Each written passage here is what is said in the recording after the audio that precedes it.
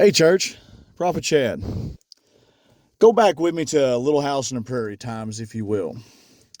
This old timer goes out and sits underneath this shade tree at this crossroads, and he's just enjoying the day. And this family pulls up in their horse and buggy, and looks like they got everything they own with them. Well, they stop and strike up a conversation with the old timer, and they ask him, so if you don't mind us asking, is there anything you can tell us about this town straight up ahead? So well, we're looking to relocate. Old timer's like, well, if you don't mind me asking, what's the place like you just come from?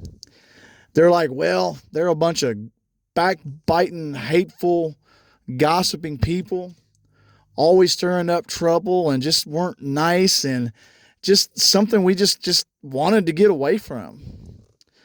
Old timer looks at him and says, well, you don't want to go there then because those people are the same exact way.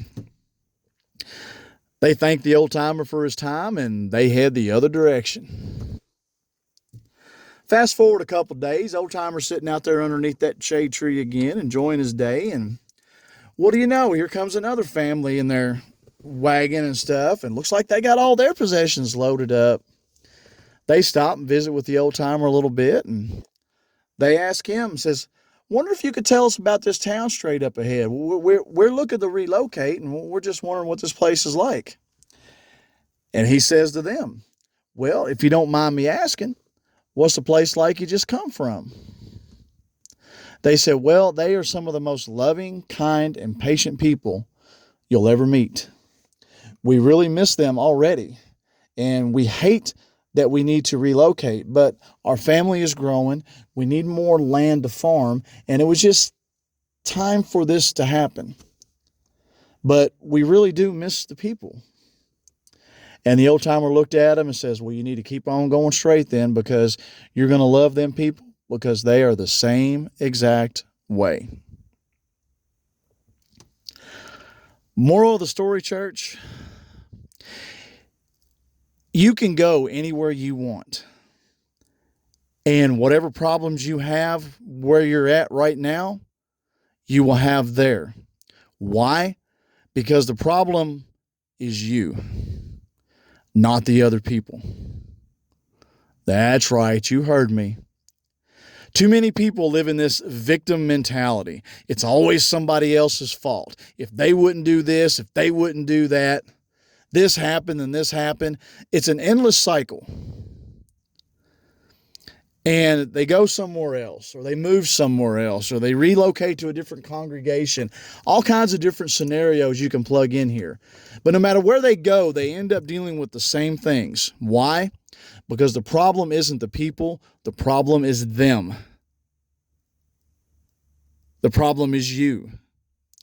Because you've got a bunch of weeds in your heart that need to be pulled out. But you're not letting Jesus, the husbandman, do it. You've gotten too comfortable in the victim mentality, and that's just where you want to stay. So if you want to die in the wilderness, you can. We'll see you on the other side of glory. But as long as you keep blaming other people and refusing to own yourself, no matter where you go, no matter what you do, you're going to continue dealing with the same things over and over and over and over. It's only when you look in that mirror and submit to the fact that it's you that you will ever truly get any kind of victory or true peace in your life. Now, I know that come off hard and direct, but you know what? Sometimes the soft pedaling doesn't do any good, and people have to have it hard and direct. And not all people are called to do that. I guess I'm one of them that gets that pleasure. I'm not out to hurt anybody's feelings, church. I want to see people grow. And I see people stuck in a perpetual state of infancy.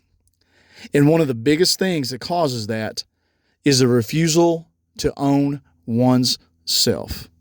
It's not always somebody else's fault. I dare say it's probably never somebody else's fault, because if we're truly honest and objective and look at ourselves and seek after the Lord and seek after the solution, we're going to find the Lord's looking right at us right between the eyes, saying, I've been trying to get you to do this all along, but you ain't been listening. I've sent you teachers, but you didn't heed their instruction. I've sent you pastors, but you didn't heed their instruction. I've sent you prophets, and you didn't heed their instruction. Now you're finally seeing that it's been you the whole time. That's what I want to see happen. But what typically happens is they go from person to person, relationship to relationship, place to place, dealing with the same things over and over and over, thinking it's everybody else, but never stopping and taking a moment and thinking, wait a minute, this stuff keeps happening to me everywhere I go. Maybe it's not everybody else. Maybe it is me. And then that breaking happened to where you can truly begin to seek the Lord, and He can start pulling those weeds out of your heart.